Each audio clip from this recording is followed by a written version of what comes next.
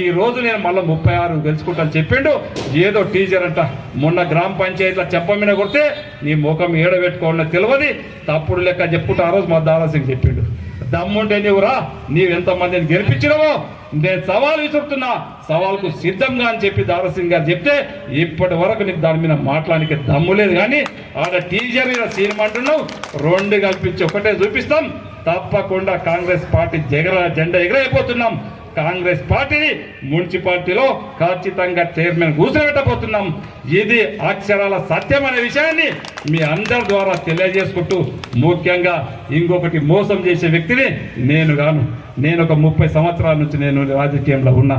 నేను ఒక జెడ్పీటీసీగా ఉన్నా, ఒక డీసీసీబీ చైర్మన్గా ఉన్నా, 2 సంవత్సరాల నుంచి ఎమ్మెల్యే చేస్తున్నా. నేను దీనే కూడా సిద్ధం. నేను ఒక జెడ్పీటీసీ చేసిన, ఒక తెల్ల పేపర్ లాగా ఒక మచ్చ లేకుండా పనిచేసిన, ఒక ఉమ్మడి రంగారెడ్డి జిల్లాలో ఒక డీసీసీబీ చైర్మన్ చేసిన. నీలాగా నేను ఓడిపడలే, నీలాగా నేను ఎవడో ఇస్తే ఎవంతన్నా నేను చెప్తాడు, నీ దగ్గర విశ్వేశ్వరరెడ్డి చెప్తాడు నా తన జీతం ఉండే, నా తన జీతం ఉండి నేను పెట్టినటువంటి భిక్ష అని చెప్పి నీకు ఒకటి భిక్ష ఇచ్చాడు. కానీ నాకు నేను సర్వీస్ చేసిన, 30 సంవత్సరంలో రాజకీయ సర్వీస్ చేసిన. నాకు ఓని మోసం చేయనిక రాదు, ఓని ఇచ్చేసుకునిక రాదు. ఒక తరపు నుంచి నీవు ఒగాలతా ఇచ్చుకోకు బాల్ బచ్పన్. మరొకసారి చెప్తా ఉన్నాను వేదిక ద్వారా, బాల్ బచ్పన్ మాటలు మాట్లాడకు. నాకు ఒక తరపు నుంచి నీవు ఒకాలతా ఉంచుకోకు. ఎవరికి ఏం చేసిందో వాళ్ళు మాట్లాడితే నేను వారికి సమాధానం చెప్తా. అనవసరంగా లేని మా కుటుంబంలో చిచ్చు పెట్టే ప్రయత్నం చేయకు. డేలాగా నేను బాల్ బచ్చన్ మాటలు మాట్లాడితే చాలా ఉంటాయి. విశ్వేశ్వరరెడ్డి అడిగితే చెప్తాడు నీ గురించి. ఎక్కడి నుంచి వచ్చినావు, ఏం ద్రోహం చేసినావు, ఏమిట్లా ద్రోహం చేసినావో విశ్వేశ్వరరెడ్డి అన్నీ కూడా ఉన్నాయి. అది ఒక్కసారి నువ్వు తెలుసుకో. విశ్వేశ్వరరెడ్డితో మాట్లాడు, ఎందుకు ఆ విధంగా మాట్లాడాడో ఫస్ట్ ఆ వివరణ ఇచ్చుకో. అప్పుడు నా గురించి మాట్లాడు, మా కుటుంబం గురించి మాట్లాడు. మేమెవరికైనా మోసం చేస్తే దాని గురించి మాట్లాడు.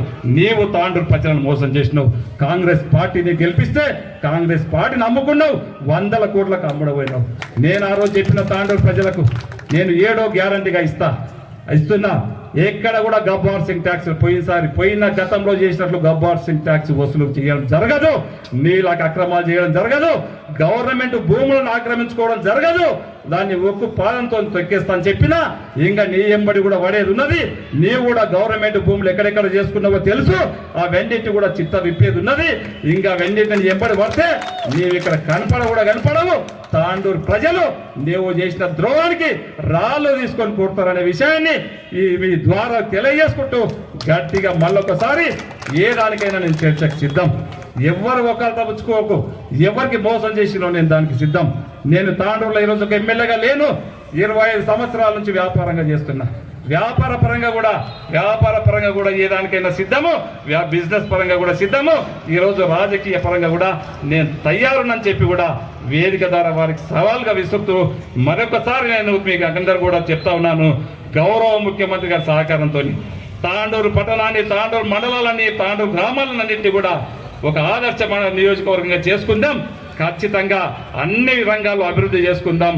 తాండూరు పట్టణాన్ని అన్ని రంగాల్లో అభివృద్ధి చేసుకొని ఒక మోడల్ తాండూరుగా ఈ 75 సంవత్సరాలు మనకి 2028లో కాబోతున్నది ఒక మోడల్గా మనం చేసుకుందామని చెప్పి కూడా మీకు అందరికీ తెలియజేసుకుంటూ, మీరు ఇక్కడ ఉన్నటువంటి వాళ్ళని అన్నింటినీ కూడా కాంగ్రెస్ పార్టీ అభ్యర్థులను గెలిపించే బాధ్యత మీరు తీసుకోండి అని చెప్పి కూడా తెలియజేసుకుంటూ, నాకు ఈ అవకాశం ఇచ్చిన వారందరూ కూడా మనస్ఫూర్తిగా ధన్యవాదాలు తెలుసుకుంటూ ముగించుకుంటున్నాను. Thank you.